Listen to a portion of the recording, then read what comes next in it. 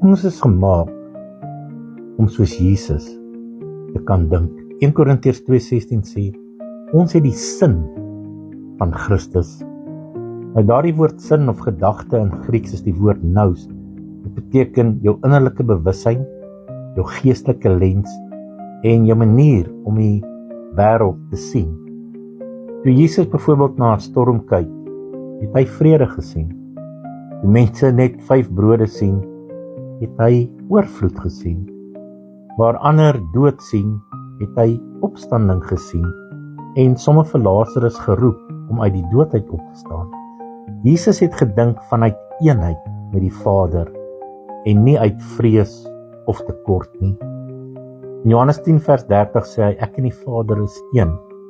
En nou sê die Bybel van jou in 1 Johannes 4:17, soos Jesus is jy ook nou in hierdie wêreld.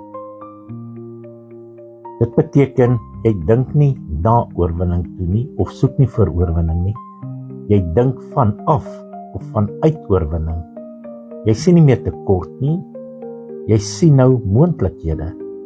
Jy reageer nie uit vrees nie, maar uit geestelike helderheid.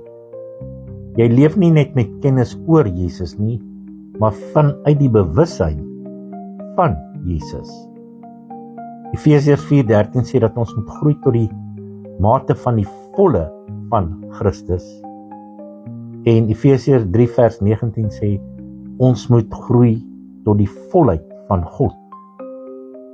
Dis jou roeping, dit is jou identiteit, jou eenheid met Christus, wat dit moontlik maak om in oorwinning te leef.